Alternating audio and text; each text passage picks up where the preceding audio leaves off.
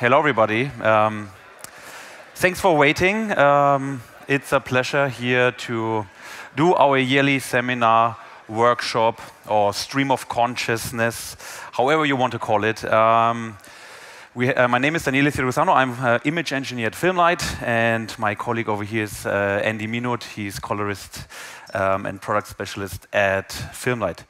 And we have again the great pleasure to talk here at this very awesome festival as every year for a long time. And we are picking a subject which I think is very closely related to the color awards we had yesterday, which is look development, because a great part of what the director of photography, the cinematographer, and the colorist, and many others are doing is creating the look for the movie. And I start the first 45 minutes and talk a little bit more general about look development. I talk about a few fundamentals you might have not heard before, and I will also point to other talks we have done in the past, so that it all maybe makes a little bit of more sense by getting an overview over look development. And then Andy will actually do some more practical stuff, and he will show you our new software we made for that purpose, to engage in the look development process, Baselight LOOK, and he will show you how to use that and approach that in a more practical session. So you will get some very nerdy stuff from me and then some very practical from Andy. Okay, let's start.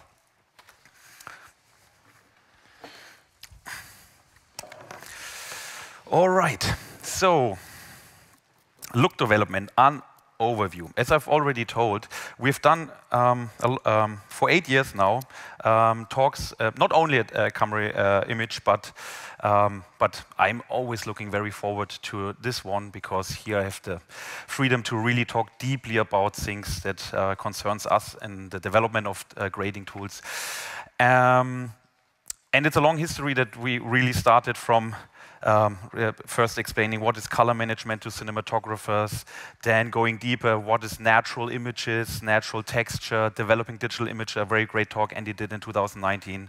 And then we went deeper and deeper, understanding visual adaptation, talking about luminance and brightness perception, and then some curious talks about fades and dissolves. And this talk should kind of give you bring all of those together.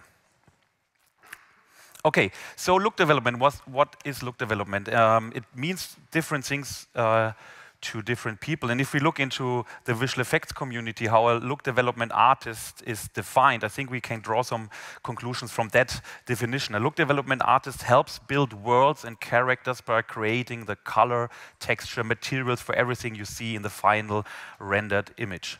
So it not only is about the color, but it's about the composition, about what textures you use for your objects. And because in visual effects and animation you need to start from a blank canvas, it's all done there.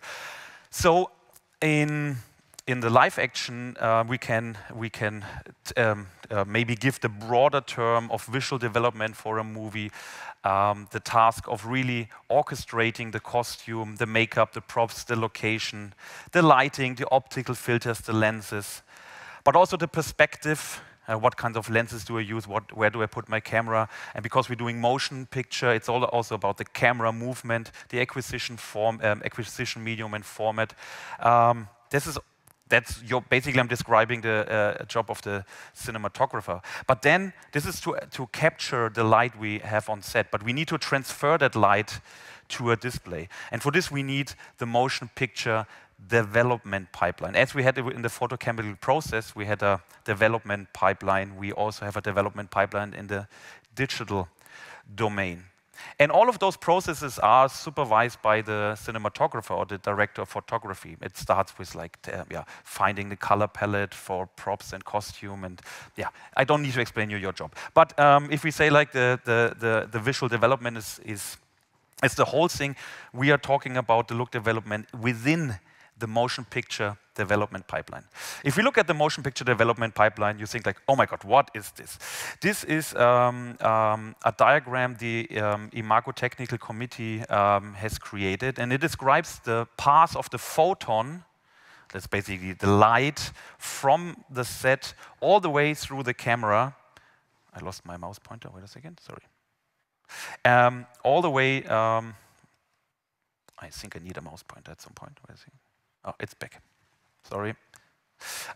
All the way through the optical elements, the camera, and then on-set monitoring and post-production, all the way to the eye. Don't worry, we are not going through this block diagram in this talk, but it should just give you an overview. And it is basically every electrical, digital, or if you're shooting on film, photochemical and optical process which is happening after the image acquisition needed for the image formation. And most of those building blocks are technical in nature, but some of them here expressed in orange color are have some creative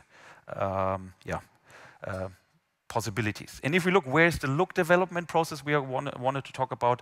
It's right here. It's right deeply embedded in this post-production chain here. So if we zoom in there, we can see that it's even within the post-production pipeline deeply embedded in other technical and creative processes like the output transform or the display rendering transform. And pre-grading, but in there, just in there, there's a little building block called look development, and we will basically zoom in there. I want to, at this point, also mention that what you as a cinematographer gets supplied by a post house or by a colorist for on-set previewing is not the look. There's a big misunderstanding, I think, in the industry that when you get handed a log to Rec 709 lookup table for on-set visualization, you think that this is the look and this is what you can use in post-production. But actually, that is not true because the on-set previsualization LUT bakes in a lot of steps like input color space conversion, the look, yes, but also the output display rendering transform and the display encoding. So much, much more than just the look. And you cannot use this preview lookup table to actually do the post-production, not in a meaningful way, because you need to be able to, first of all, make different deliverables for the studios in different places within that, and that is not possible if you have a baked lookup table you want to use for your show, and you need to swap out parts of that. And an analogy is, you can think of that the look is deeply embedded in a bigger pipeline, the same way a camera is embedded in on-set use in a big pipeline of accessories and other things. And it would be not possible, I think, to shoot a whole movie with exactly one configuration of camera, with one matte box and one type of focus pull and only one tripod. You want flexibility. For different shots, you might want to change things. And that's the same with the look. So we need, in the post-production, the full access to every building block. I want to also point out, if you want to explore that photon path, we made a little website, I think I have this open here, where you can explore those little building blocks and you can click on there and then read a glossary about that. So that's not by far not finished, but this is something the Marco put in the public domain. And the good thing is that this diagram is something that most of the camera manufacturer and post-production vendors agree on, which is quite of a big achievement, that this is roughly how typically a motion picture development pipeline works. And you have like a lot to explore there as well. And if you want to follow, if you want to make a photo of that QR code, and this brings you to that. It's really much in an alpha stage, but this is a little gift from Imago to you. Okay, so let's dive into what is look development. And I'm quoting, as always, when I start with look development, R.W.G. Hunt. This is a principal research engineer, or was a principal research engineer at Kodak. Also published a lot in the scientific color science community, and he has a super mini chapter in his book. If you follow that link, you will come to that book, of preferred color reproduction. And it's just 2 pages, just because the preferred look was the USP of the film manufacturers, and they would not really publish what they were doing because that was their USP. But I really like this definition because we can learn so much from that. Preferred color reproduction is defined as a reproduction in which colors depart from equality of appearance to those in the original, relative and absolute to white. This is a reference to the color space, it doesn't really matter, in order to give a more pleasing result to the viewer. So there's a lot to digest in this sentence. I want to focus on equality of appearance. So that means that before you actually can think about look development, starting with look development, you need to have a pipeline in place which allows you to replicate the same imagery on different displays and even for different cameras. That means you need color management to start with. That's why it was very important in the first years when we moved to digital to really make sure or help the industry to adopt to color managed workflows, because otherwise we cannot really engage in the look development process, because then it's almost random. If you start from a washed out low contrast image and you do some stuff and you cannot replicate it on different displays, it becomes random and not reproducible. And then giving a more pleasing result to the viewer. And this claims for generality. So what can we do generally to images that it is more pleasing, more attractive, more aesthetic to the viewer? And this brings us to 2 parts. So if we say, okay, there's the look development process. Actually, it's a process.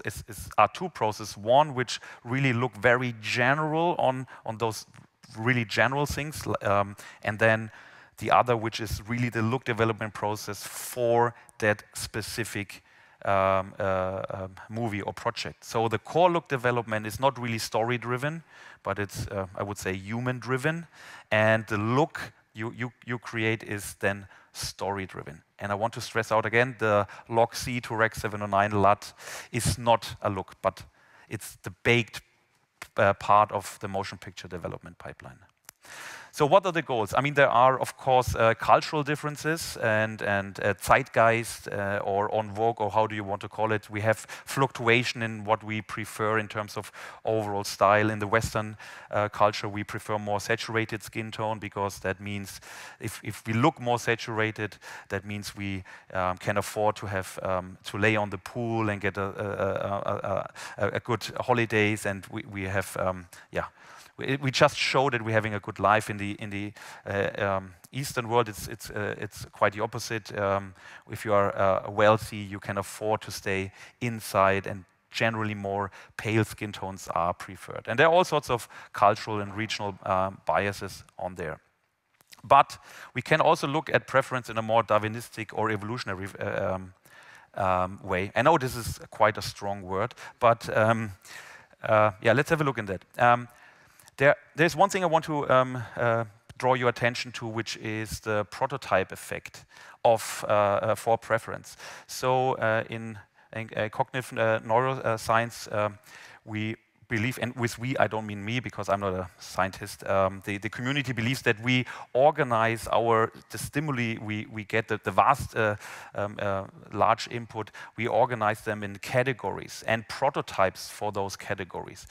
So we have a triangle, a sphere, and a human, a face, and the closer the actual stimulus is to the prototype, the more the world makes sense out of it in its own right. So the argument is that the closer that triangle is to the prototypic triangle, the more preferred it is. And to really find out if this is something we have learned or if this is something we have somehow wired genetically into our brains, what you could do is you could study if you could find the discrimination of attractiveness and unattractiveness in infants.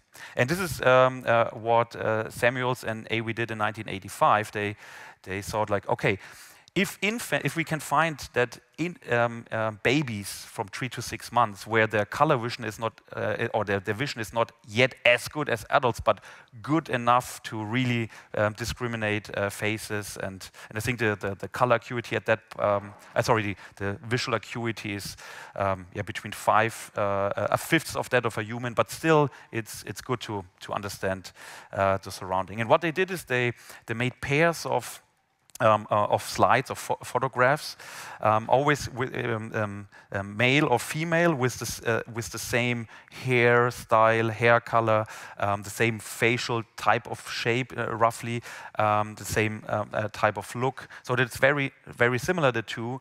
But the only difference was that one image was perceived as more attractive to adults, and the other one was perceived as unattractive to adults. So they made basically pairs of, I'm not sure if this is politically correct to say, but this is what the study did, like attractive and unattractive faces by the measure of an adult. And they showed this to the babies and just measured how long they look at the different images. And they started with 2 identical hands, so just to see if there's maybe something wrong with the lighting, or the one projector is unsharp and the other one, just to make sure that, and they found that there was no real preference or in looking, time in looking. But then there's a striking evidence that those babies were constantly looking much longer, statistically evident, with a statistical evidence, to the attractive faces. And that cannot be possibly learned by society. That is something which is fundamentally wired into our organization of the world and of the brain. And there are other studies that followed up and say, like, okay, what is attractiveness? And there's a big rabbit hole I encourage you to fall into, as I did when I prepared this talk, about attractiveness. And I'm using faces here because we are, when we do motion picture, that our gravity in motion picture are the faces. And another study from Langlois suggested that if you take faces and if you average them together, just like blending them together, I think they didn't use a per pixel blend, but a principal component analysis, but it doesn't really matter. You can think of they average them together, and the averaged face always is considered to be more attractive than any individual face. So the attractive faces are only average. So the more or the closer a face is to the mean of all of the faces, the more attractive we find it. And this is consistent with evolutionary pressure. We favor characteristics close to the mean of the population because that suggests a proper gene pool. We favor prototypical category members. That is the prototype effect. And also we favor similarity. And that means there's a larger correlation within the mean of the distribution. I found another thing, another study where they basically did exactly that for different regions. So we have different countries, and then they merged all of the a big data set of faces together. And I think we can all agree that they don't look ugly to us. And this is a very subjective thing, of course, but I'm just trying to get the point across. This works for male and female in the same way.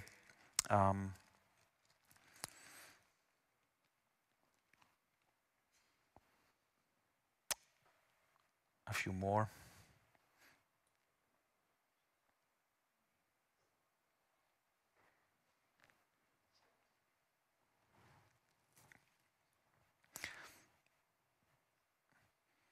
If you realize that it's pretty a hammer, right? That if you're just good looking, you are kind of average. Yeah, and I picked faces because faces are so important to us. And in fact, the area of the brain which is has to do with faces is even bigger or as big as the part of the visual brain which processes color. And then that's why especially color within the face is we are so picky on that, because there we have both of those areas firing neurons, and that's why we are so good in estimating color casts in faces and that. And yeah, I just want to hand out that you're working on faces for a reason, because a big part of your brain is trained on and activated when you see faces.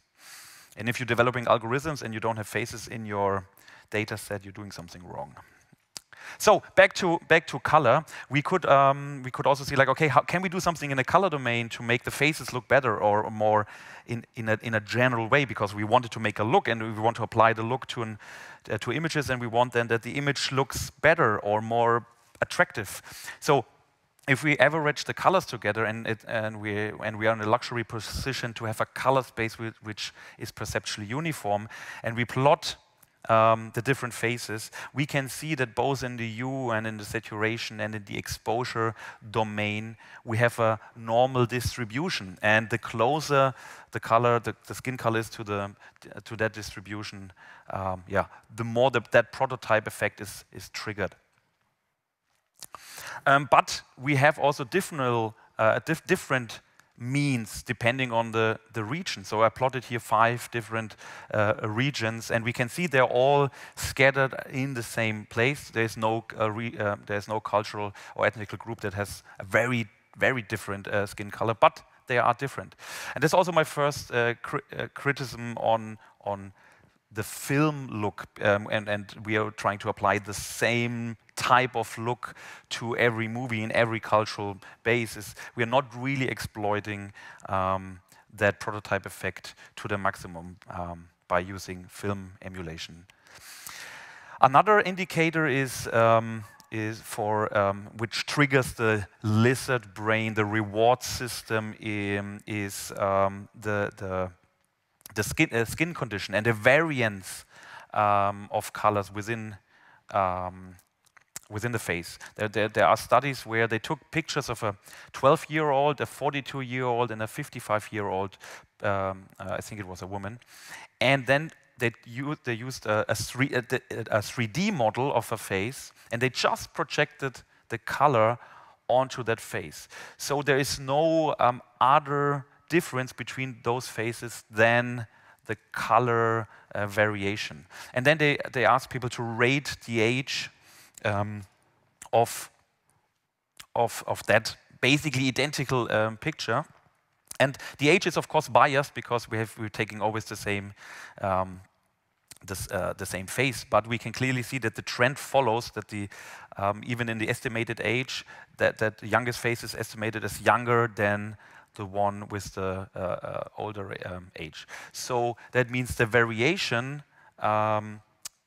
signals health conditions, and is probably very relevant for mate choice, because we see a healthy person and we think healthy person gives us healthy children, and our lizard brain will trigger reward for that, to look at that. And we can look, and we can see that this is also present in color rendering or looks. If you look, for example, on a color wheel here, and we rendered this through a Kodak print film emulation, we can see that everything which is remotely a skin tone, like a greenish or an orange color, that all becomes one skin tone blob.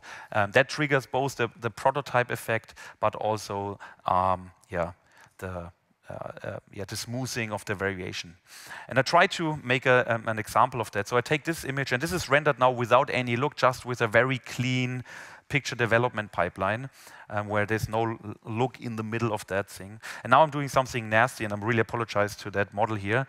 I'm adding, I'm not sure if you see this, I'm adding some shapes under the eyes and a shape on the nose, and I made the nose redder and the eyes greener. And I hope you immediately see that this doesn't look as preferred as this one here, right? So this one, there's a subcontext which says like, oh, probably either she was on the Camera Image Festival and partied all night, or she has the flu or something like that. So we immediately get triggered that, and that doesn't look as preferred or aesthetic to us. Now what I'm doing is I'm taking this image and I'm applying in the middle of this motion picture development pipeline a filmic color rendering which imitates the photochemical process of a camera negative in a print film, and see what's happened to those variations. I'm doing like this. You can still see the nose is a little bit red and the eyes are a little bit green, but that variation is dramatically reduced because those processes will reduce the magenta green variation and will scatter the skin tone colors around the thermal locus. And we can see that applying just this look is like a digital makeup where you reduce the variation in the skin tone. And immediately that looks more healthy and our lizard brain triggers reward. Yeah, we like that. That's more preferred than this. And this is true for all there are no cultural differences in that types of approach. So this is something you can generally to images. And the makeup industry is a whole industry which does exactly that. And then if I remove that again, then it becomes even more preferred again. But we can see the difference, if I just quickly toggle, with the look is not as much as if we go here without that look. So you're way more prone to variation and unattractive that comes with that. I need to hurry up. Another goal is natural rendering. If you follow that link, you will come to a 2018 talk from Andy and me where we talk about natural images and natural texture. So another 2 hours just about this slide, and I'm not going to really go in there, just to give you a reminder that this is a big, big topic. I just want to add some images to quickly explain that. There is a correlation between saturation and brightness. For some saturation, there is a limit how bright that object can be. And unfortunately, digital cameras, because they're not like the human observer, and there's an error, there are happening errors when we transform the image from the camera into the human-centric color pipeline. We get wrong colors. For example, that red here, that is too bright for its saturation. So it looks luminous to us. It looks brilliant. It looks as if that Kinderriegel would emit color. Right? And a big part of what look development in those look development processes is exactly grabbing those colors and bringing them down in exposure. That's basically brilliance reduction. Another extreme case here, I cranked up a lot of saturation in this image just to show that this can also happen if you start with an image which is okay, and then you move the image around, you increase saturation, and then it can happen that you produce colors which are too saturated for their exposure. So you can see the arm here or that red patch here on the face. It just looks too bright for the saturation. And it looks unnatural. And if we apply this type, it's like a Fuji style color rendering, then we see that in those color renderings, that aspect is always in there as well. Also, in those looks, when you create core looks, you also apply stuff for smoothing out the gamut boundaries. For example, here we have a shot, beautiful shot, but unfortunately the sun is clipped and we see gamut clipping in here, and that really destroys the look of that shot. And if I'm just applying a core look to that shot, we see it's not 100% fixed, but we can clearly see that something in that core look, that the way the colors are bleached towards the white point and all of that, helps to make that more robust. And even if you then grade it, because you have those smoothing aspects in the core looks, it just makes the image look feel more organic. I don't have an example for that because it's very hard to describe, but it's also, if you have a good look which has different nonlinear transformation, it's also a pleasure to grade with that look in the pipeline. And that's why sometimes you hear when colorists say, I just used printer lights on that shot and it just worked. And it's basically because you have a complex process after the printer lights, and just by moving the image around, making it find a position where it beautifully fits within that non-linear process. So working with print lights really just works in a pleasing fashion if you have really a good core look in the pipeline. Okay, who built those core looks in the past? Well, on the motion side of things, that was the film manufacturers, Kodak, Fuji, Technicolor. In the digital intermediate, where we recorded back to film, we captured what happened there, and basically, or implicitly, we used the same core looks that were built in the chemical process. In the digital domain, we have still a big favor for those color renderings, and then there are some other institutions that also provide color renderings. But to be fair, the really good ones of those series are always referring back to to some film references. So we are somewhat in our industry, I think, in kind of a local maxima. So we're standing on a mountain, and yeah, everywhere we look, it just goes down in terms of aesthetic. So we are kept there. What tools are used for those who build those look development processes? Well, we have the chemicals and the colored coupler and all of that thing I have no clue about, but it's amazing how they can shape that just with adding more or less of something into a soup of chemicals. Or you use just like programming in environments like MATLAB, Octave, some use Excel, Python-based libraries like NumPy or SciPy, and then there are also some special libraries for color, like color science for Python, OpenCV, and with Baselight comes a utility that also brings like tools that help you create those looks. But at the end, you are down there and writing code. This is not really something a colorist wants to do with a cinematographer in a room and say like, okay, can you change this? Let me go to line 250 and change. So, yeah. So now when we come from core looks to look, so we need to understand that those core looks are not story-driven. They just try to address those rather general building blocks. And then the colorist and the director of photography, the cinematographer, and the color scientists and the engineers at the posters, they sit together and in a creative process and throw things together. Typically, it's like using some core looks, some film emulations, adding some grading on top, before and after, doing some push-pull processes, adding modifier looks, color crosstalks, and so on.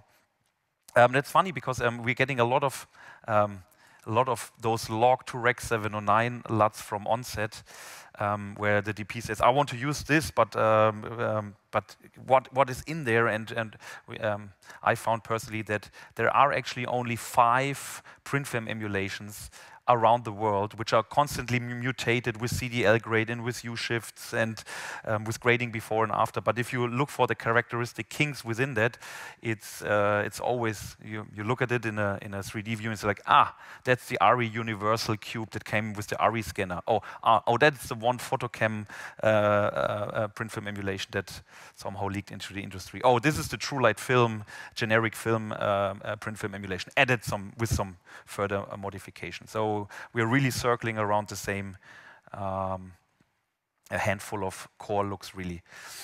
Okay, so the look development process has typically 3 domains: the color domain, the spatial domain, and the temporal domain. I quickly go through them in the reverse order.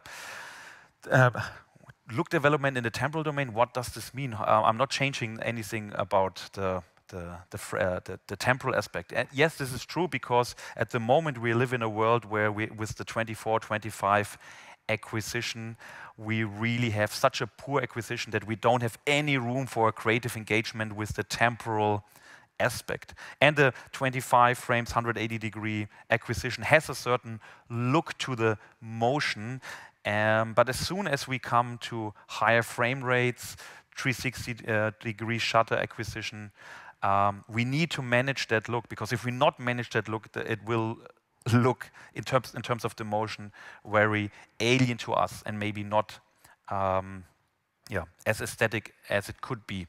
So this will become a big topic if we give higher frame rates and 360-degree shutter another chance, and I think we should do that. The spatial is, again, 2 talks Andy and I gave at, don't know, NAB, IBC, NAB. NAB. It's only about the spatial aspect of the look development process. So here are the two links where we talk about the shaping of the MTF. Yes, the MTF is related to the lens, but every process in that whole pipeline has an MTF. As soon as you scale an image, you change the MTF. As soon as you change the color, you change the MTF because you're changing the contrast of things. Aberration, dithering, noise, grain, spatial shaping of gamut limits like the texture highlight, halation, soft shadows, all of that. This is a big part nowadays in the look development process, maybe as big as the color part. And for the at the moment, current state, little spoiler, that will change in the future. To find basically the core looks, we go to look libraries like the ARRI look library or the FilmLight scene looks or the Red Creative looks, or many post houses have their own custom look library they can take and then resonate with the image and find a good starting point and then further modify it. You use building blocks and then you modify them, basically. Another talk where Andy explains that in the context of the TCAM workflow. Okay, I want to stress out that if you start to make a spatio-temporal and potentially in the future also a spatio-temporal color look, that introduces domain crosstalk. That means that when you do something in one domain, it will have effect in other domains. And that is typically a characteristic of a natural system, where when you change one thing, it will have effects in other domains. Only in the digital domain, we can really just modify one dimension in isolation. And I think this is the big part what makes the digital process so alien to us, because no natural system behaves like that. If you look, for example, on an image that is without any look applied, and if we apply a color look to bring this into the mood of the setting, and then if we go further and apply a strong going to 11 spatial look, then you can see that it changes the texture. But what we also see is if I'm now grading before that, and if I'm, let's say, doing something crazy like adding contrast and exposure at the same time, what you can see is that it's not affecting, it's not looking like as if I would only change the exposure, because suddenly, if I'm going like really extreme, the halation changes and the texture changes just because I'm basically adding contrast and exposure to an image here. And that, if done well, this is of course like overdone because I want to make the point, but if this is done well, suddenly the grading process really feels organic. And I don't think we need to shoot out to another medium and come back just to get this feel. We can get this this feeling within the digital domain if we break it up. Okay, I'm hurrying up, sorry, Andy. Yeah. So, is this the last slide? Oh yeah, it is, okay. So, how can we escape that area? How can we explore new core looks? Grading tools are not really suitable for core look development because they are not designed for that task. Grading tools are typically designed for the task of finding the optimal settings for one particular shot, but a look development process really has very different reasoning behind the design of the tools. So new tools are needed, designed to explicitly create new core looks. And if the parameter space is available to the creatives, the colorists, the cinematographers, it's also much easier to modify them, to engage for mutation, like in an evolutionary process. We can change things and suddenly we can come to lucky accidents. We can explore different branches like in a natural system. And we need new working practice for this to be established. We really need to make the production understand that the look development process in pre-production is really important and eases the whole production and post-production pipeline. And I was really pleased to see when Alyosha yesterday, who won the Spotlight Award, said that even it was a very low budget project, but they allocated a little bit of budget for the look development process in the pre-production, and seeing that is really makes me happy because it goes in the right direction. Yeah, before I end, I want to give you a big an analogy of how I have internalized those different things. It's really just like an analogy. I think about the motion picture development pipeline and the core looks and the looks. Wait a second, I need to do one thing, check. Otherwise, okay. So the motion picture development pipeline, that big block we saw with the camera and all of those different things, that is kind of the universe we are exploring the look development process. That sets the fundamental laws, the constants of that universe, right? If in that motion picture pipeline you cannot reach yellow, then you can do whatever you want. You will not reach that yellow because that defines the universe you're working in. And it should not be restricted creatively in no way. And it should actually embrace life in various forms. So it should encourage that different looks can grow within that universe. Then a core look is like an explicit world within that universe, which has again restricted set of rules, atmospherics, and all of that. And then the look for for a particular movie or project is like an explicit location within that world. This is how I think about it. And my last slide is the conclusion. No, this is the one before my last slide. Well, so the conclusion is look development is a team effort, including many departments. It's supervised by the cinematographer. The look development is deeply embedded in the motion picture development pipeline. Core looks are used as ingredients for that. And we really should do look development in the pre-production to gain complete control. And the same way, the core look drives the grading. The core look, when viewed, when used on set, will also drive and influence the lighting and the set design and everything. So it's really crucial to have that done before principal photography. And my last analogy for what is the future of look development. Yeah, I think I have a spelling error there. It doesn't matter. Okay, so. So we had, in the past, we had the video look that comes from broadcast cameras, and we had the film look, and clearly the film look was more preferred than the video look. And then digital came into place, and we kind of explored the digital domain, and we found like, oh yeah, the first digital experiments were like, oh, it's almost as bad as video. And then we kind of experimented, and we said like, okay, if we do something really from scratch, then we can get something which is more aesthetic, more pleasing.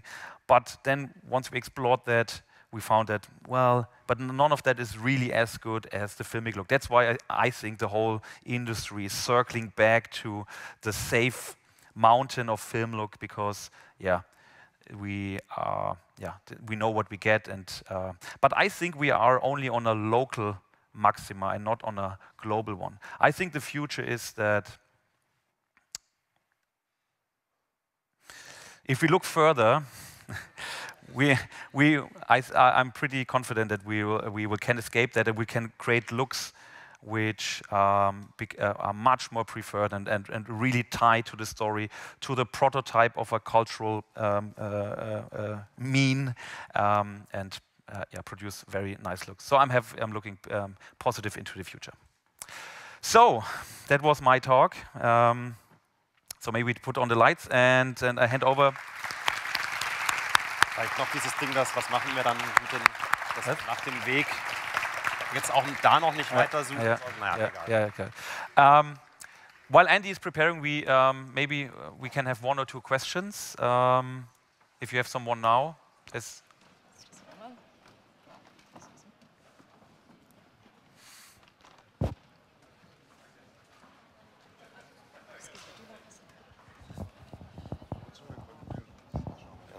Oh yeah, I think the microphone is up there, and then we have another one down. Is it working? Yeah, okay. So thank you so much for the talk. I would like to ask, what would be your predictions for the future look? Is it HDR or something, some special flavor of something? I think HDR enlarges the canvas, and I think that can only be a good thing. So if used in the right way for the project, I think it can enhance every project. I don't think we need HDR, the dynamic range for every shot, obviously, but I think every story can be told richer if we have a broader canvas in terms of dynamic range.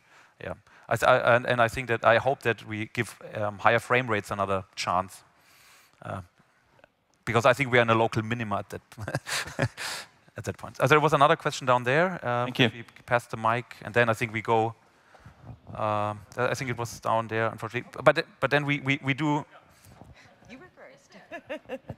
I just wanted to ask about pre-production. You talked about bringing in the look earlier before you shoot. Yep. What are some tips with communicating with a colorist in pre-production? Is it shooting test footage and grading it? Is it sharing references? What would you suggest? Well, yeah, exactly what you just said. Hey. Yeah. So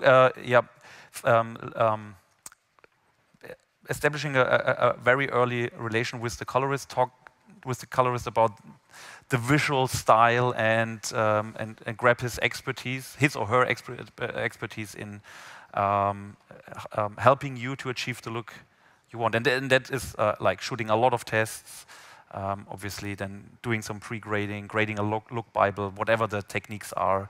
Yeah. Do you recommend follow-up? Do you recommend creating a custom LUT in that sense with the test footage? Well, I'm advocating to create a look for the show. What that could be embedded in any type of pipeline. It could be in a standard ACES pipeline, but still having a look modification transform, or in a custom pipeline. That doesn't really matter as long as the pipeline is defined and everybody knows what. Yeah, but typically on set you get a previous lookup table where everything is baked and you don't need to worry about, because when you are on set you're worried about what is in front of the camera and you want to keep what happens afterwards stable so you can light against it. So I don't think that these metadata driven kind of live grading is good for doing like pre-grading, but I don't think you should change the look dramatically when you're shooting, because you need to light against the look. So yeah. There's one question over there, which I'm really afraid of. Hi. No, don't be scared.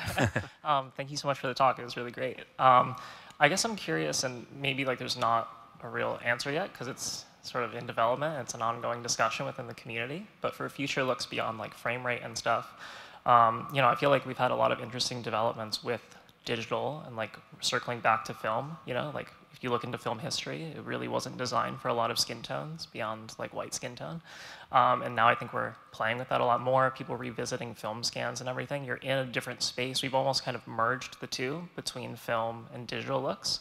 I guess I'm curious, like, do you think future looks will be pushing that even further to like bring in, you know, greater tonality in that sense? Where like, you know, I think you have a lot of people who started shooting film who are looking back and going, oh, this really is a different world now, even if we're still shooting film and grading digitally, right? Like, it's its own ecosystem. So I'm curious what you think of that future look development. Is it like more experimentation between analog and digital in a different way, or do you think it's just something totally different yet to be discovered? Or yeah, well, at the heart I'm an engineer, and if I look at, I mean, so I don't want to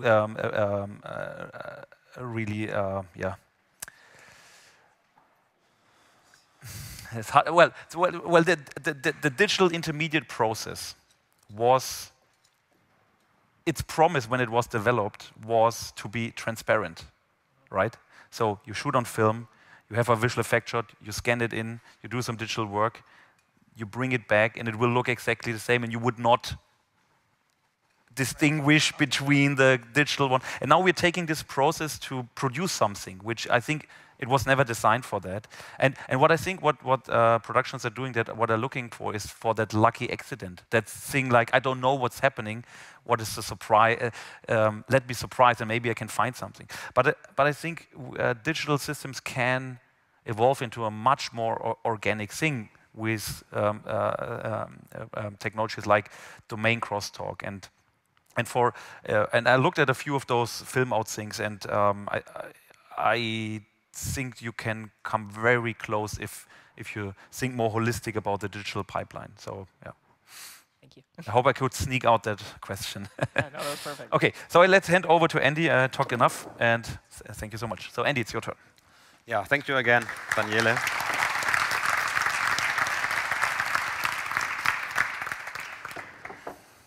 So I bring us back a little bit more to the present day, what we have available today. But I hope that you're now all excited about building looks before the shooting. And also I can maybe start with also partly answering or adding some comments to the questions just discussed is, so how should we do look development? So one of the tools that we're exploring now in my half of that talk is a software called Baselight LOOK.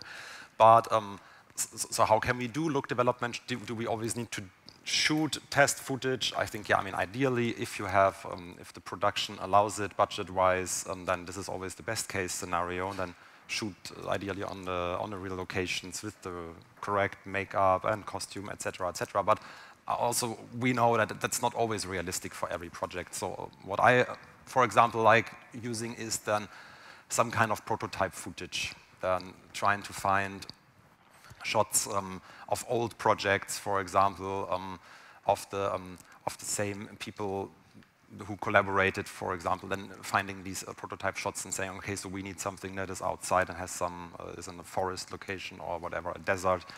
Maybe we can find something and then use that at least as a replacement for look development. But if that is also not possible, then exchanging stills is then, of course, also always a great idea, because when people talk about images and color and looks, it's always hard finding the right words, especially if it's not the first native language of the people, and so then exchanging images is always also a good thing. Okay, so now I'm giving, as I said, I will show a little bit about that Baselight LOOK software and how we can use it in that look development process, and I will try to show you what I call the essentials of the tool. I mean, you should not expect after this session that you can flip up your laptop and then fire out the next look this afternoon. So it will need, need a little bit more practice than getting accustomed with the software, but we have some great resources online. And also what I can already say in the beginning is, in the not too distant future, I plan to do a similar session online, which will be recorded as a video and also made available, where I will then be a little bit more hands-on, mentioning the right keyboard shortcuts, etc., etc. Okay. Just as a quick reminder what Daniele already said, but we really need to make that clear, because we know that a lot of look development these days is done with that cinematographer, for example, has that magic log to Rec 709 LUT that they give to the colorist for their projects.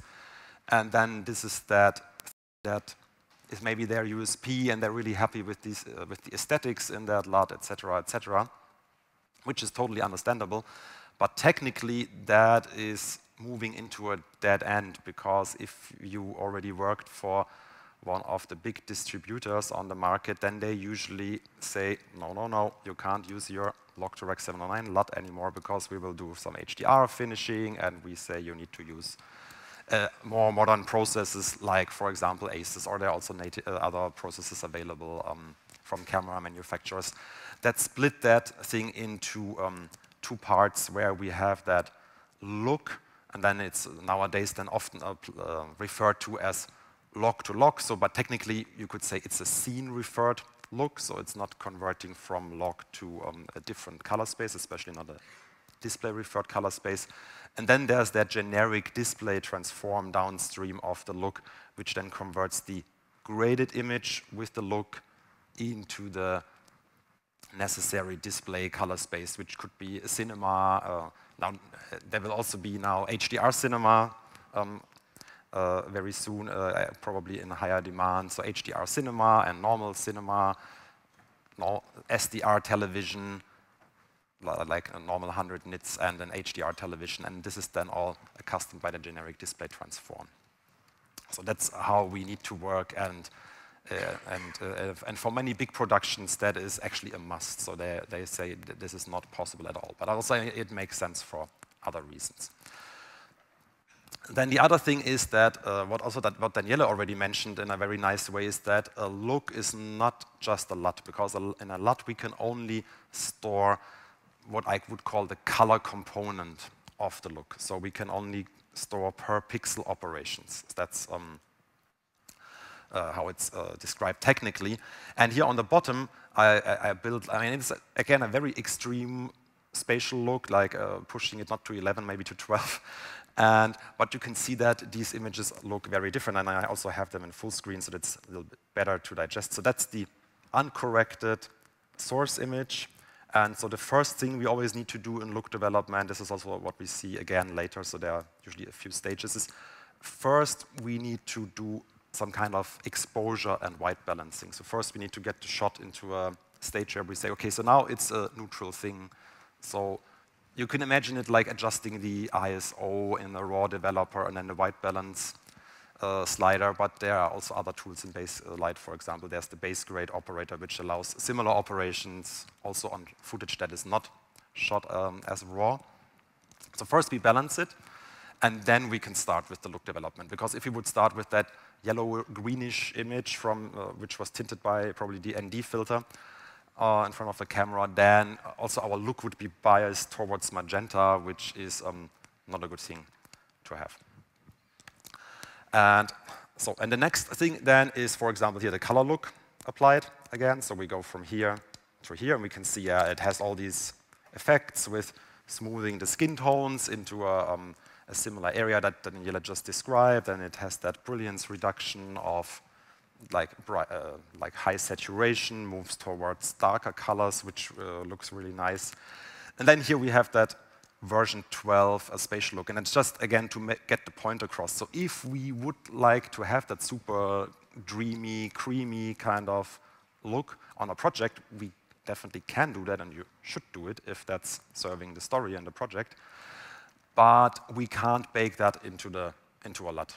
So that's something that we then also we have to realize we will then not be able to preview this on set, because on set we have very technical limitations. Everything needs to run in real time, and power consumption and like portability of the whole equipment is a big consideration. So that's why on set usually only LUTs are used, but LUTs are just a technical vehicle to get the most of a look onto the image as a preview. But then, for example, for the dailies, and especially then for the final grading, we can then work with, let's say, with the full look. Okay, so what should be our goal for look development? The most important thing is that we have a great collaboration between cinematographer and colorist. So that's so here I say it should be frictionless. So there should be some things that go back and forth. I mean, some cinematographers, they are very technical and they want to really get involved, and then they could use Baselight Look, for example, to share ideas with the colorist. Other cinematographers, they say, yeah, I'm focusing on my side, and I trust the colorist, and I just have a feedback loop. There are different ways of working, but there's also some technical things so that we're really flexible for each project, because often when we're starting a project, we don't know what will be the distribution timeline. So, and if, for example, what happened so many times, also to me, is that you're in the middle of grading, and then suddenly the producer comes in and said, oh, by the way, we sold the project now to this distributor, and we were going to do an HDR version. And you think like, oh, but our pipeline is maybe not set up for that. And so in the end, the pipeline should be flexible enough to accommodate all kind of input formats. Also, if the camera is switched just last minute, or if multiple cameras are used, which is a standard on all projects these days. So it should be input agnostic, output agnostic.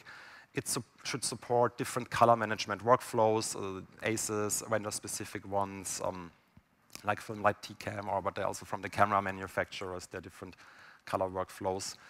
And future-proof is a little bit the same thing as output agnostic, but we should be able to deliver to HDR or to produce what is nowadays called a GAM, like a graded archival master, for example. So it should not limit us in a technical way in the dynamic range. And it should be suitable for all distributor requirements. So some distributors, they are more strict. They say you have to work at least with that level and standards and workflows, and others are more open. But yeah, so there we should also be on the safe side. And of course, what is great is if everything stays editable, so we can still, in the final grading, then go back and say, yeah, maybe we had a few too many drinks when we had the look dev session like a year ago, and now we should dial it back. Or maybe we should be even more courageous and try explore something now that we see it in the final edit context, change something in the look. So that's always a good thing to have. Okay, so what is Baselight Look? And that's yeah, I'm about to open the software. I'll jump in. So it's a free software for macOS. So it has the full Baselight toolset of all the color tools and spatial tools that are in Baselight. You can import all camera media, camera raw files, ProRes, etc. You name it, from all usual cameras. You can of course import still frames. That's always good to use your preferred platform for grabbing reference stills and bring them in to compare on the same display, for example, A/B that you want to do, or even movies. And what's great about Baselight Look is you can import raw stills. So if you're, for example, location scouting and you have a Fuji, Canon, Nikon, or Sony stills camera, you can take raw stills and you can also get these into Baselight, and it will then not use basically the look that the manufacturer of the camera applies to it, but Baselight can decode these stills, let's say in a more like a unprocessed way, and then you can send them through a similar pipeline than the final footage of the movie. So that's also a possibility. I will show that in a moment with an example to get you an idea how well that idea works, that you maybe do during location scouting some raw stills and then make the look development with that. And you can import and export BLGs, so that's a special file format from us. It's called Baselight Linked Grade. And that's basically a whole look with all the spatial components, and you could add a vignette to it, etc.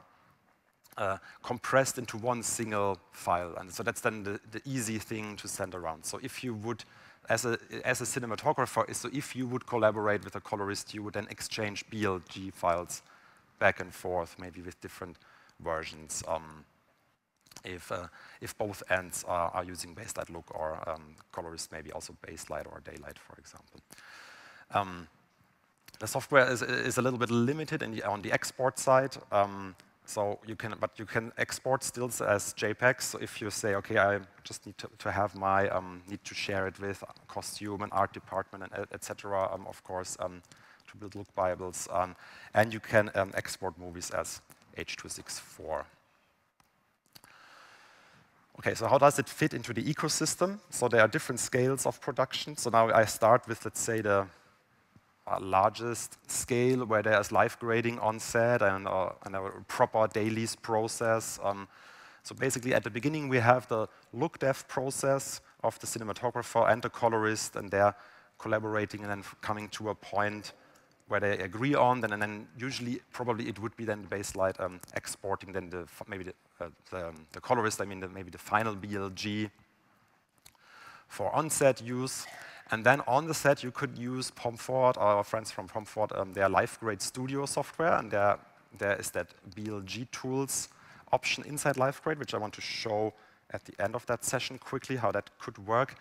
And then you can use the look that you built on the set, and you can then do live grading with Pomfort, for example, with a CDL value upstream of the look. So then your grade will then still interact, how Daniele described it, with that look. So you basically have that dynamic live grading LUT then available. But obviously, this LUT will only contain the color component.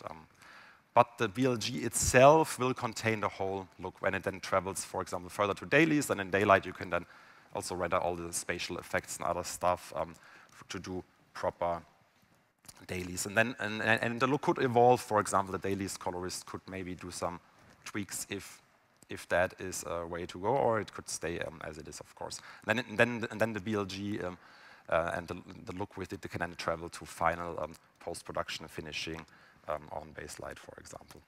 But we also know that not everyone is doing live grading for every show. So there's also the possibility that the colorist from Baselight or from Daylight exports like a bakes down that part into a static LUT, and that will then be, for example, Rec 709, log to Rec 709 for the show, and then that static LUT can then be loaded into the camera or into a LUT box or into the monitor on the set. But you could then still do proper dailies, for example, with the BLG going into daylight. But also we know that not in all markets, not for every production, full dailies are done. So there's also the option to use the same one or a different static LUT depending on the software tools that are used and other technical considerations to export from Baselight or from daylight the a static LUT for on-set use and for dailies, and then just use that look that was built as a BLG for the final post-production. Okay, so that were almost all of my slides, and luckily I played these out from already from Baselight LOOK.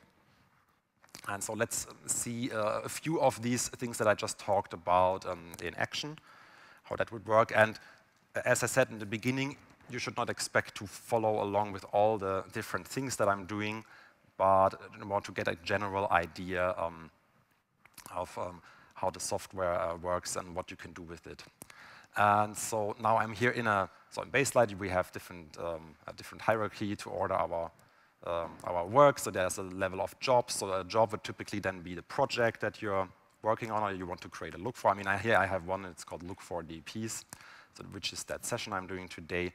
And inside each job, we can create scenes. And so a very simple way to describe a scene is, for example, like a timeline. And so then let's call that my movie Look version 1. We always know there will be another version. And then you have the choice of the color workflow. And that choice of color workflow would be another maybe 2-hour session to discuss in real depth and with all the proper considerations. So for today's example, I will use the FilmLight template, which then uses our FilmLight TrueLight Cam color management workflow. But you could also use, for example, here use the ACES template, and you would be 100% compliant to ACES. And you could also, as I mentioned before, use a vendor-specific, for example, from a camera vendor color management workflow. But in that case, I guess it's then good to exchange also with the colorist as a cinematographer to find the right color management workflow. But yeah, having said that, I click OK. So I have a new scene now. Now I can populate that scene with footage. So what can we do? So for example, I have an every raw clip in here, and asks me for the container, which I'm not discussing today, but you will explain all of that in our online training resources. So now we have that shot here in the timeline. We can see that it's already color managed. So that's what Daniele was referring to, that we should start with the look development process at equality of appearance, I guess it was called. So that's our starting point. So I'm not claiming it looked exactly like that on the set, but pretty close, one could say. We have the array raw parameters here, so we could make that shot obviously darker or brighter, or change the color balance. And let's load in some other things first. So what do I have here? I have another shot here.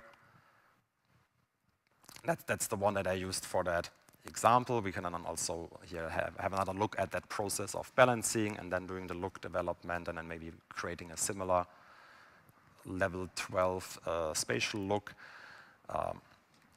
What else can we do? We could, for example, here, so here I have a sequence of PNGs, which are reference stills, so they are already graded, and I could load them in, but now Baselight detects them as an image sequence, so there's an option to treat something in a folder as individual stills. So also if you're shooting, for example, if you're shooting still raws, that would be an option to do, and I can, for example, if I want these stills in the timeline, I can insert all of them at once. And the last example I promised you was that thing with a still raw. So here I have a Canon raw file, a CR2, and jumping also behind and inserting. And I have actually, I don't have, to be honest, that was a shot a while ago, and it was shot on a red camera, so it's basically the same shot at Soho Square in London. Shot with a red camera, but I don't have the original red file anymore. But it's an ACES linear EXR transcode of it, so you need just to trust me. It's like a faithful conservation of the original RAW. Yeah, I did a transcode, so it's... Yeah, so Daniele did it, and I guess we can trust him. And so here we have the Canon RAW in the timeline. And the important thing here is that we're not going to a display-referred color space with the Canon RAW. So we are decoding it. It's in technical terms, you could describe it as we're keeping it in the scene-referred domain. So we're not applying like an S-curve already from the manufacturer and Canon in that case. So the Canon look is not applied to the image. It's just like decoded in a very generic way and then fed into the same color-managed pipeline. But here we can obviously see these two shots are not really matching perfectly. So what we could try is maybe based on the, I guess I would use in that case now maybe the red file, because in the end we want to make our movie, shoot it with the red camera, and that theoretical example, use that as a base. So we have a tool in Baselight.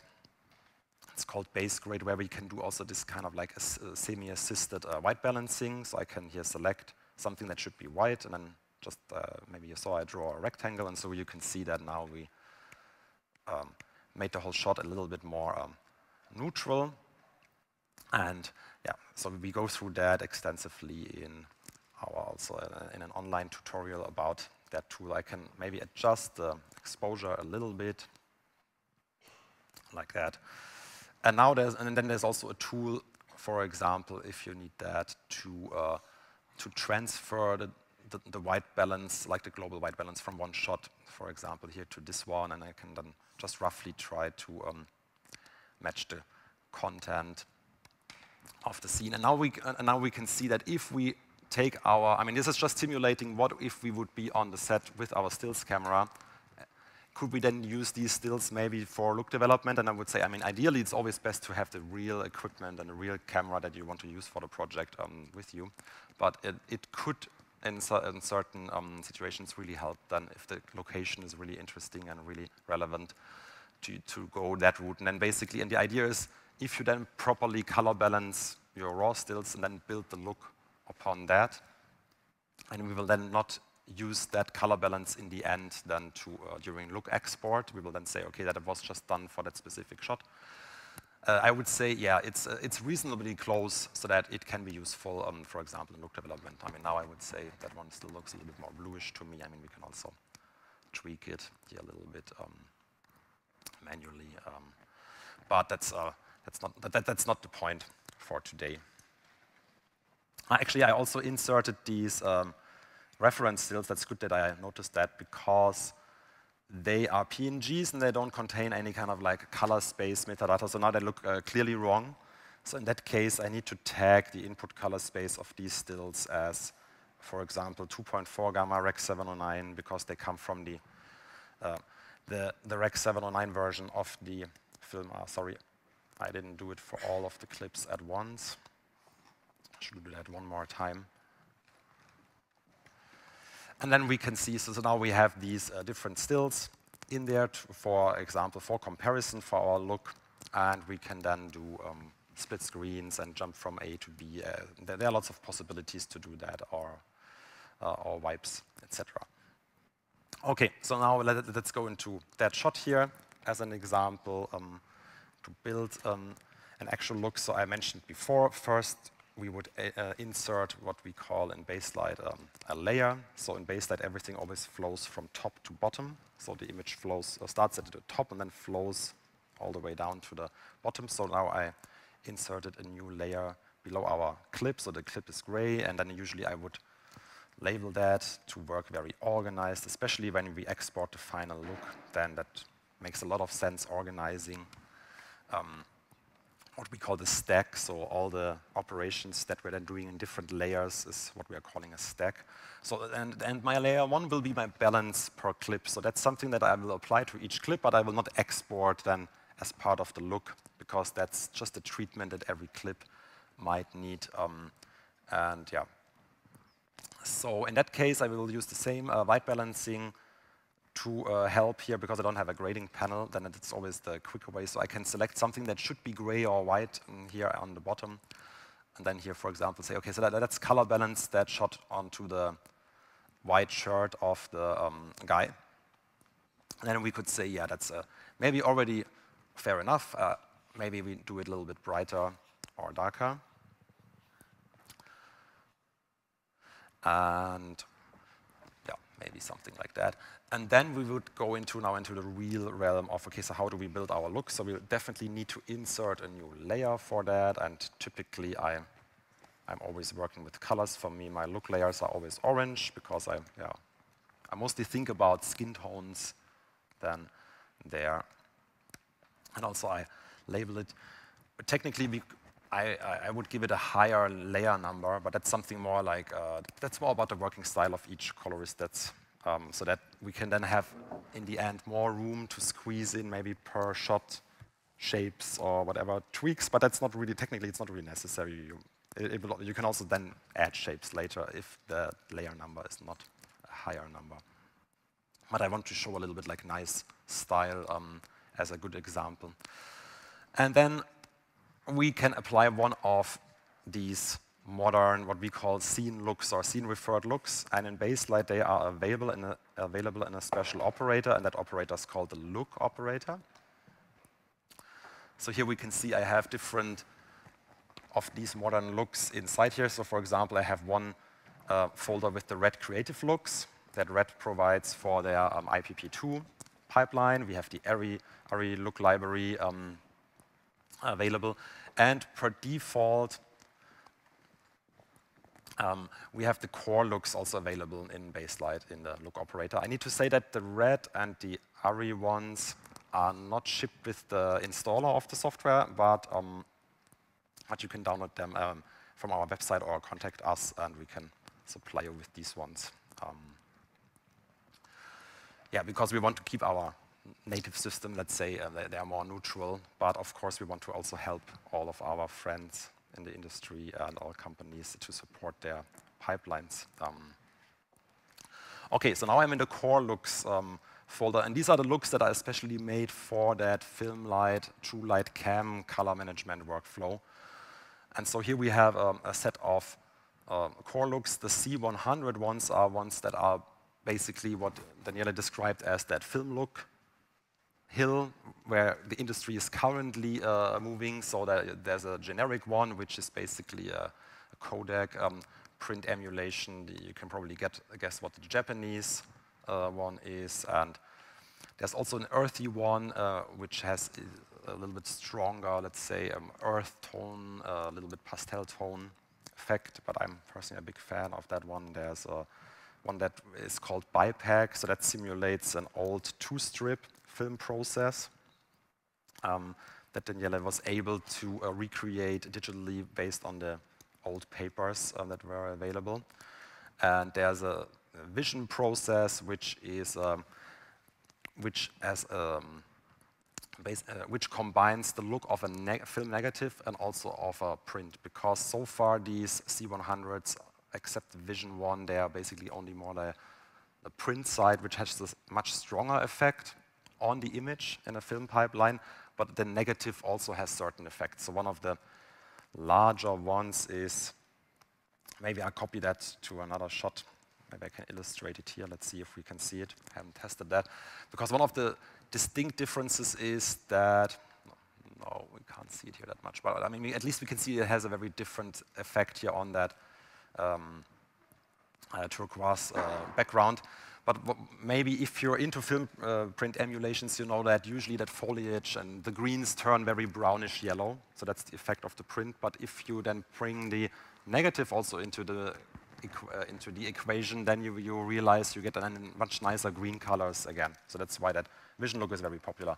And there are also other, I mean, I will not go through all of them, but then there are the C200 ones, which are more modern looks, not based on film, but also this one here, for example, that vivid one, which tries to produce a very vivid and rich color palette in a nice way. And there are also looks that emulate the color management workflows that are available, the other ones that are in the industry. So we could, for example, work in the FilmLight workflow and then still have the image look like an native ARRI pipeline. And there are certain reasons why one should want to do that, but that's also not today's topic.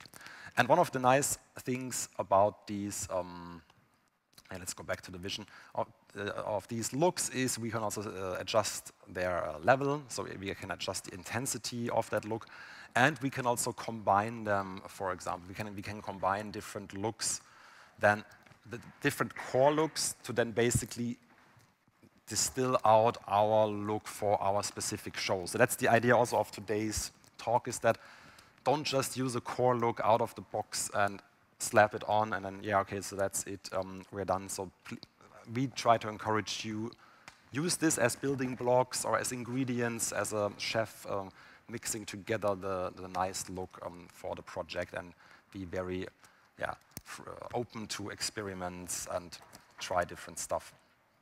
So in that case, what could we do? What I personally often like doing is upstream, applying, for example, that vivid look, maybe not at full effect, to first get a really rich color palette, and then after that, downstream of the vivid, shaping it a little bit off into a nicer, more filmic palette, for example, with the vision, and then the net effect of that is then this.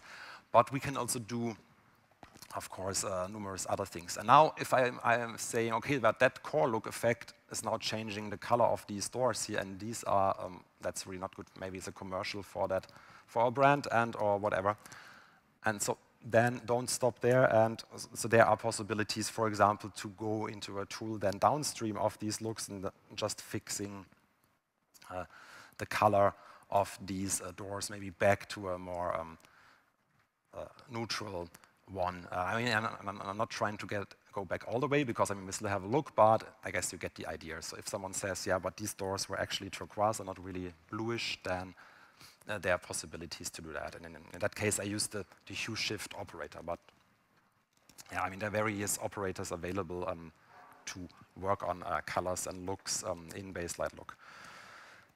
Okay, yeah, I promised you also to, maybe I'm now lazy and just copying over the look that we built on the first shot here on the second shot, and we can see it also has a really nice effect on this one here. Maybe we would have come to a different result, but let's keep it like that, because I promised you also to show a little bit of the spatial look.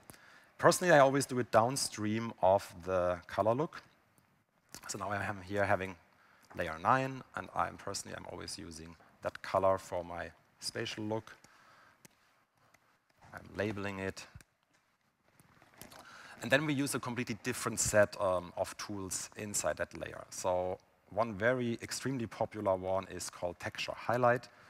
And what this is doing is it's adding a little bit of softness effect to the highlight. And on a normal standard dynamic range monitor, that effect is very minimal. But it was based on feedback of our customers who pioneered the first HDR drama projects, and they were very, very unhappy with the, let's call it the bad HDR look, where the highlights are too sharp and draw the attention away from the story and from the faces into some irrelevant background specular highlights. And basically that tool is mostly for that, but also for a normal, let's say, call it Rec 709 show, it can have a nice effect. But then there's if you're into lenses and MTFs, then there's a great tool, it's called Texture Equalizer. And this you can imagine as a graphical equalizer of the MTF. So I mean, if you're, I mean, you need to turn it like 90 degrees if you're used to the MTF plots of lenses, etc. But basically here on the 1:1 frequency octave, I guess I need to zoom in so that you get a better idea. We can damp or amplify just the finest details in the image.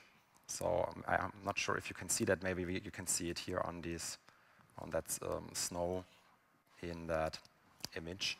And so that's a nice way to like tickle out the finest details on the image. And then there's other, and then we go down in the frequencies, basically then looking at more like a little bit more coarse features of the image. Maybe let's leave that one here where it is. And so actually that's how I usually then use the tool. And then I go through each frequency and looking at, do I like if I amplify it or damp it? And in that case, I would say, yeah, for the face, we want that more like creamy and dreamy look. Let's dampen that frequency. That one here for sure as well, more on that soft side. And then we end up with like a new shaped curve. So and then the last one and the largest frequencies is then more like a local micro contrast on the image. So maybe that one we push up again. And then we, after playing with these sliders, we come up, just bypassing that texture equalizer, we can see really how we can shape the spatial look of our image with that one. So that's what Daniele meant with previously, that the color look is only one component and the spatial look is really getting more and more important for certain things. I mean, also sometimes you might have cases that you would like to shoot with very old glass that has very soft MTF, but maybe you cannot do it for the visual effect shots because the VFX company says, no way, too much distortion, too soft, and we can't pull proper keys, we can't integrate 3D elements, and so you need to shoot that with very modern neutral glass. Then you could also maybe use it then to get it a little bit in. And we also have lens distortion tools, obviously, available. Yeah, I think, yeah, I need to also to wrap up, to leave also some space maybe for questions. So to speed that whole process up now, like in that cooking shows, I already prepared something where we have built a nice look on some shots. So here, for example, maybe we can quickly step through one of these shots. So here you can see that's the per clip adjustment, like I call it balance. Then let's move through the stack. So that's the ungraded image here on that shot. Yeah, I guess that's already set to 0. That's why I've also picked that shot. So here I didn't need to do any balancing, and I will then use that one for the export maybe. And then we have a vignette applied globally on the image that, yeah, I mean, everyone knows what a vignette is. A little bit of grain, I guess you believe. And then a really strong color look here, for example. Again, in that case, I used the film grade operator, and again, you can see a vivid and earthy. So one of these combinations that I like, and another film grade downstream of the looks to come to that result. And then on the bottom, a spatial look, which is not as crazy, but maybe you can still see it that we did a little bit of work here to spatially shape the image. And I just want to show, because it's really nice also on that shot here, one more tool that I really like. It's not the easiest one to understand, I have to admit, but it's an extremely powerful one for look development. So maybe that's more directed towards the colorists in the audience. So there's the color crosstalk operator in Baselight available, and I'm switching it to linear mode. So then we're working in scene linear. And with that one, I can do really nice effects. So if I would, for example, want to say that this show is now taking place maybe on like an alien planet or so, which is very unrealistic, but just to show you the kind of things you can do with it. So now we tinted everything that is green more towards like a crazy blue effect, and it has some collateral effect also on the skin tones, but the people still look believable. But we could also do something that was actually more required on that project here, which is because the idea, so that's like post-apocalyptic movie that I did some years ago. And the story here is more that this is a dried out post-apocalyptic world, so we don't like these green plants. And so what we could do is basically move the greens globally more towards a brownish, orangish color. And so and the great thing about color crosstalk is that it's extremely robust. It's like extreme broad strokes in the color domain. So the chances of pushing up noise are much lower than with other comparable tools. Okay, and so then we do our look, etc., etc. As a good chef, I prepared also our stack here then that we want to export, because I also want to throw that into live grade for a moment. So now here we have I have now a very simple look here with the per clip, but that should be set to 0. I should not forget that. Then we have our color look and spatial look, but the spatial look is not so strong. We can still export that all as a BLG. Let's call it version 3. And now we exported that as a BLG. As I said, there's also possibilities to render out stills of the clips. And now I jump over into Live Grade Studio. And I mean, normally that software is used for live grading on the set. So normally you would have like a whole set of accessories like LUT boxes, etc., connected to the software. I'm faking this now. I just loaded in the still of the same shot and simulating like a live feed coming in, just to show you how it's working. Then inside Live Grade, I can choose my color workflow so that all the industry standards are available, the ACES CDL or CDL and LUT, etc. And there's also the FilmLight BLG color mode available. And in that FilmLight BLG mode, we then have all the color management of Baselight available, so we can still set the input color space. So that movie was, for example, shot in Panasonic V-Log V-Gamut.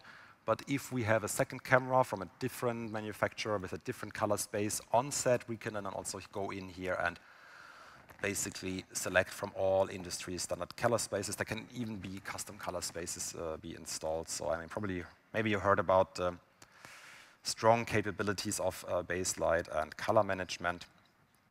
And here at the bottom, we have our output DRT, or our output transform defined. So I'm outputting to Rec 709 in that case, and I'm using the TrueLight Cam DRT. But here I could also choose, for example, ACES, etc., or vendor-specific workflows. But in the end, that should match what is used also on the Baselight side for the look dev. And now I can go into Live Grade and import my BLG as a look. There's my version 3 that I just made. And now Live Grade under the hood secretly speaks with our API. So you need to have Daylight installed on the machine, but you don't need a paid license for Daylight. So Live Grade uses it just under the hood via the API to get from our software what it needs to process that image, and then I can apply that look onto the image, and in Live Grade I can then still grade basically upstream of the look. So Live Grade then injects an optional CDL thing that people are doing then on the set. I mean, basically what happens on the set is that balancing part. So the DITs, they're balancing then the shots so that they travel nicely through our look stack downstream that we built. And so Live Grade then inserts that CDL grade. It's the industry standard to do that after the input color space conversion, so that it makes sense also in the color management workflow, and these values can then also be reused later for dailies or for final grading. And then we should see that, I mean, except the spatial component of the look, so that we're then at a similar point that we're getting between Live Grade and Baselight. Yeah, so that's it from my side, and I guess we have a few more minutes if there are any questions. And also, I mean, if there are more questions for Daniele, he's also still around and has always good answers.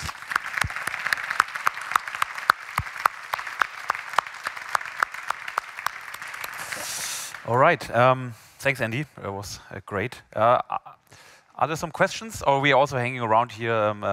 But yeah, maybe let's do one or two. But yeah, if you need to jump to the next session. Thank you very much. And maybe I didn't listen closely and I just didn't get it, but my question is, what we are seeing after the basic adjustments into FilmLight, before we do the look, what is this color space? What is this gamma we're seeing? I didn't really understand it because it looked like Rec 709 or something. But what is it? Is there any transform happening, or could you go further into this, or is it? Yeah. Actually, so that was the part that I mentioned. To be honest, I forgot to show my last slide. Just for the people who are leaving, is that if you're interested in Baselight Look, we have a thing called the Baselight Learning Program. So these are online tutorials available on our website, and you can jump to the page via that QR code or via that link here and there. So basically they start from scratch if you want to learn more about Baselight and the tool set, and you can then start, and we try to release like every second week, every other week, a new tutorial covering new aspects of Baselight. Okay, now jumping, did everyone take the picture? Okay, now jumping back to that thing here. So in the moment when I created that scene here, I chose a scene template, and part of that scene template is basically the color management workflow, that specific one. And I chose the FilmLight TrueLight Cam one. But, and so in the end, what we're dealing now on these shots is we have a tool called the color space journey that always shows the color management operations that are applied automatically under the hood on a specific image. So here we can see the input color space is Panasonic V-Log V-Gamut. Then the image is converted into our working color space, which is another log color space. We call it T-Log. It's basically it's a working color space for color grading, for certain color grading operations that we developed, and it's optimized for that. But let's call it in a simplified way another log. And then because our viewing color space, that's also a part that I did not cover today, is that one of the important things is that we set our viewing color space to the actual color space that we're viewing in our device. So here for today I chose 2.4 gamma Rec 709 because we thought that this projector approximates this. The closest, if I would work on my machine here on my laptop display, I would, for example, use then the Apple 2.2 gamma P3D65, which Apple refers to as a display P3. So basically the viewing color space needs to match the display properties. And so now we can see that because we're outputting to a display space, Baselight automatically applies the display rendering transform. So this is that generic display transform under the hood. But that's one of the ideas with color management is you load the stuff in and you start working thanks to the color management immediately on the creative tasks, and you don't need to first get it to a point where you think like, yeah, it roundabout matches maybe how it looked originally. And of course you have a whole dynamic range and white gamut available to things around. But layer-wise, the look adjustments we're doing, are they done after the viewing color space transform? No, before. That's the important part. Okay. So this is something that the software just does for my viewing, and the whole look adjustment happens before. If you think about the motion picture development pipeline, that's seeing the look development and the grading is happening before the conversion to the display. That makes it agnostic to the display. Okay, thank you. But it's happening as with a color management system under the hood, so you don't need to take any action other than tagging the input and the output, and based on rules, the color management system will do the work for you. Yeah, so basically the idea is here we need to do all of our creative look work upstream of that. Let's say, I called it here the generic display transform. So we are not allowed to do any creative work downstream of that, because then we made it then really difficult to go to other display color spaces. Now there's another question over here. Maybe we can hand the microphone. Hand the mic down, 3 rows.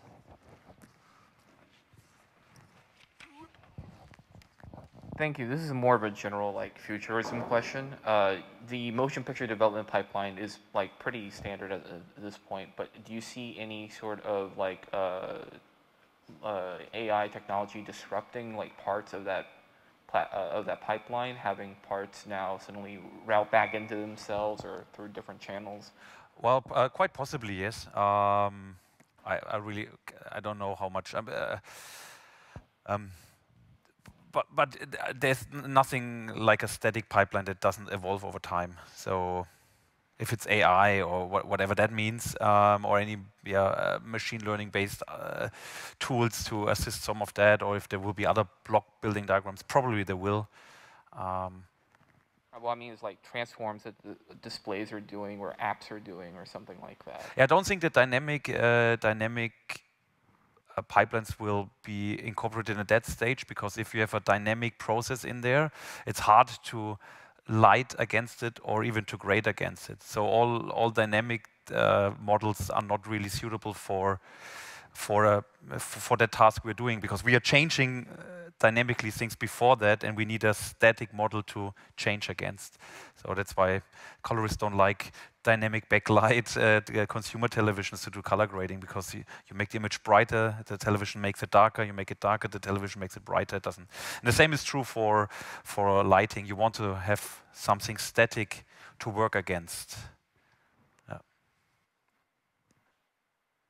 But I think if you look at focus pulling and things like that, I mean, there's a lot of AI, machine learning-based stuff happening already. So, yeah. Any other questions? There's one over there, and another one, two over there. And then we need to wrap it up. Maybe the last two questions. Right.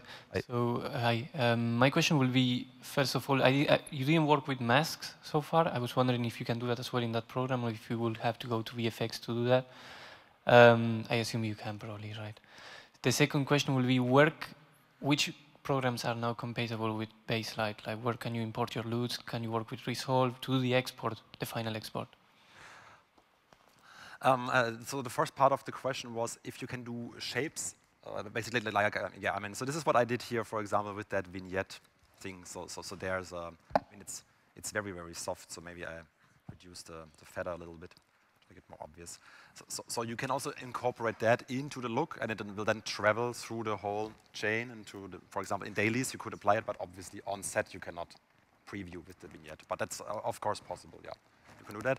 The second part of the question is, so that workflow, because basically everything is editable until the end, so we have our native tools in here, it only lives in our FilmLight ecosystem. So it's Baselight, Daylight, and tools, and the partners like Pomfort Live Grade that we work with. Yeah, you want to have everything editable, so you don't want to change the system from look development to final finishing. Yeah, because otherwise you would come back to the thing. You have an opaque LUT, which is not only the look, and you cannot modify it, and then we are back to the beginning of the problem, which we're trying to solve. Yeah. Then does it answer the question? Okay, cool. So very last question. Well, I run the risk of opening a philosophical debate, but Daniele, you squeezed in a half sentence there about us revisiting higher frame rates. I think you hit it quite well, but I'm curious, can you elaborate a little bit more on that? Yes. So there were some projects experimenting with higher frame rates, and it's, I think, with every new technology that you just are happy to make it work, right? So there's a lot of technology and engineering going into just press play and have 120 frames on the screen, and it's always with those projects that if they're trying to push the limits, they deal with the technical part, and maybe they are too visionary, and it's not the right time yet to really fully jump onto the technology, but just proves that it's possible. And of course, we all saw that maybe the aesthetics of that is not yet there, but there are a lot of benefits as well in that process. And I think the reason why it looks how it looks, because we were not at that point in time ready for in an aesthetical way to really manage the look of the motion. I think that's really new territory. What does look development in the temporal domain actually mean? But it's very clear that if you're not, the thing is, you cannot have no look. As soon as you take a picture, this is true for color and for spatial as well. So you take a picture, you put it somewhere, it will have a look. And if you not manage that look, you are at the mercy of whatever, you are taking the components that are just happening to be there. So, and the same is true for the temporal look. There is a look to 24 FPS, like box integrating 180 degree, and there is a look to 360 degree shutter with box integrating RGB and everything at the same time. But there can be a lot of interesting domain crosstalks and other things that I'm pretty confident that we can develop in the future to make higher frame rate look really, really, really good and much better than 24 FPS. And I think we need more. We need to not just say like, okay, 24 is better than 120 because we didn't find the right spot, right? And so we again also are on a local maxima what frame rate in regards of frame rates, I guess. And we just need to, give it another go, work more on it.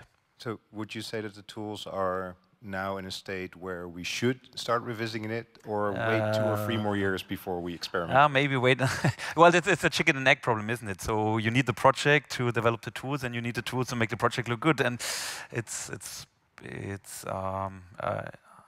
if you would want to shoot a higher frame rate today, I would allocate some budget in heavy research in the look development process, pre-production, and then get some savvy image processing people on board, and some people with aesthetics as well. So, yeah. Yeah, no, exactly, but we're not there yet, right? Yeah. All right, I think we need to leave. Thank you so much. Thank you.